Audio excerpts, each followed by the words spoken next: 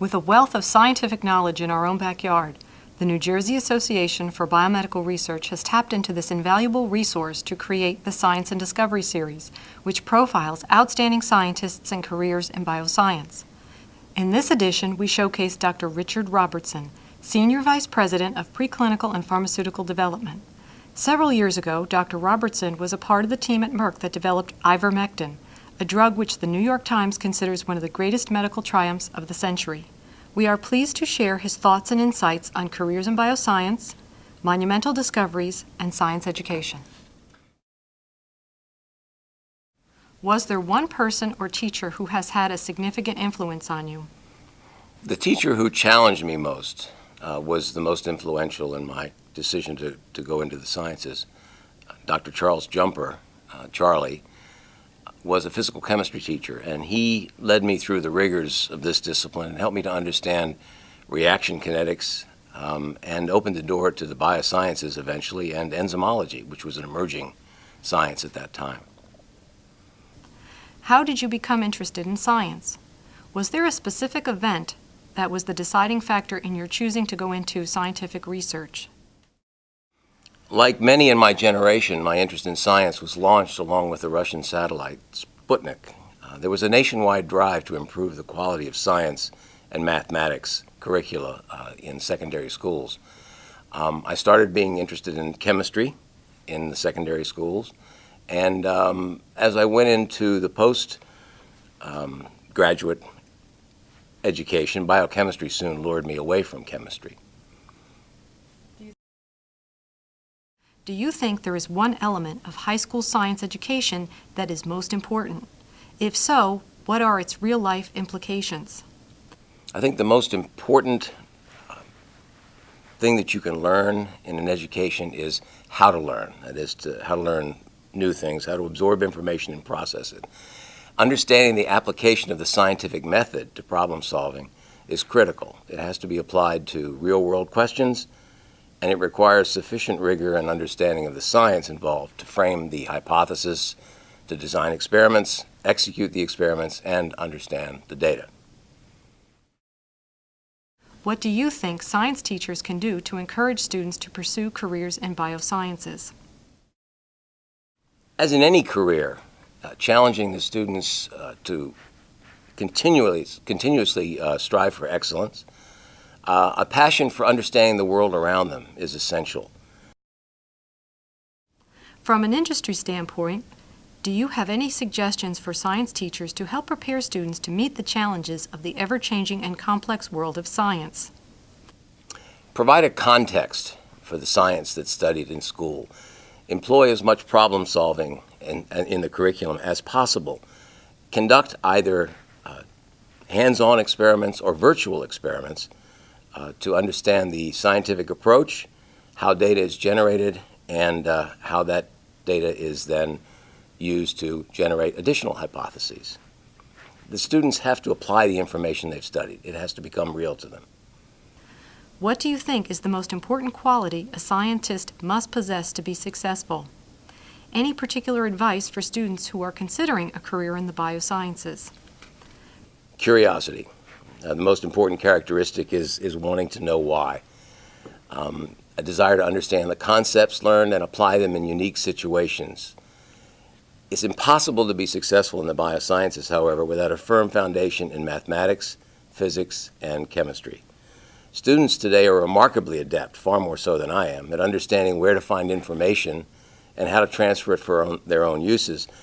They are, however, blissfully uncritical about where that information was generated and why it was generated and to what extent it should be believed. Briefly describe your role in the discovery and development of ivermectin. Ivermectin was a anti-parasitic drug that was developed at Merck Sharp and Dohme, where I was a scientist at the time. And I was part of the team which recognized the potential of ivermectin to treat not only animal health diseases, for which it was originally designed, but a disease known as river blindness. It's a horrible disease that resulted in eventual blindness in virtually all of those that were chronically infected. Entire villages, by the time they reached their mid-30s, the adults in these villages were all blind and had to be led about by the children who had not yet become blind to tend the fields, the crops, and to manage the livestock. The disease was caused by the larvae of a parasitic worm that was carried by a fly that was endemic in those areas. This fly was very common in sub-Saharan Africa, but it was also present in parts of Central and South America and even in Polynesia. We needed to proceed slowly to understand both the benefits and the risks of this new medicine in humans. And as we learn more about the mechanisms behind ivermectin's desirable biological activity against parasites, we began to understand the basis for its undesirable side effects. Putting this information in context convinced us that the drug could be both safe and effective when administered only once every 12 months. This allowed the treatment of villagers in very remote parts of the world. Yearly treatment was possible where daily treatment might not have been. Merck established a program to donate ivermectin free of charge to the World Health Organization, who was responsible for delivering the drug. These programs have resulted in effective control of the disease and the virtual elimination of it in many parts of the world. On a typical day, what does a research scientist do? If they're lucky, they learn something new. Using that information to help design the next set of critical experiments is the juice that keeps scientists flowing one day to the next. What is the most fulfilling aspect of your career in research? It was the opportunity to work with teams of great scientists and engineers, to be involved in the research and development of a number of important and sometimes life-saving medicines. In addition to ivermectin that I just discussed, I've worked personally on drugs to treat serious bacterial infections, HIV, hepatitis B, rheumatoid arthritis, high blood pressure, diabetes, coronary artery disease, osteoporosis, and benign prostatic hypertrophy. So in all, I've worked on over 30 drugs, many of whom are essential in prolonging and extending human life. What do you think is the most significant scientific discovery of the 20th century?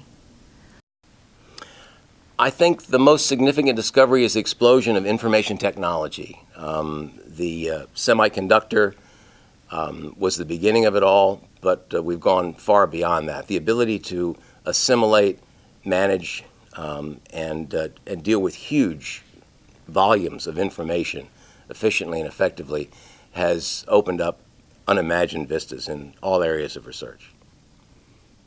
What kind of medicines will biomedical researchers be developing in 20 years or 30 years? How do you see biomedical research evolving over the next 20 or 30 years?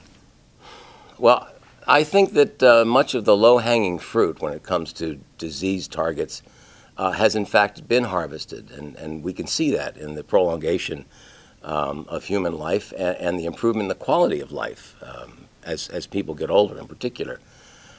Most of us believe that the completion of the Human Genome Project would open the door to a new age of drug design.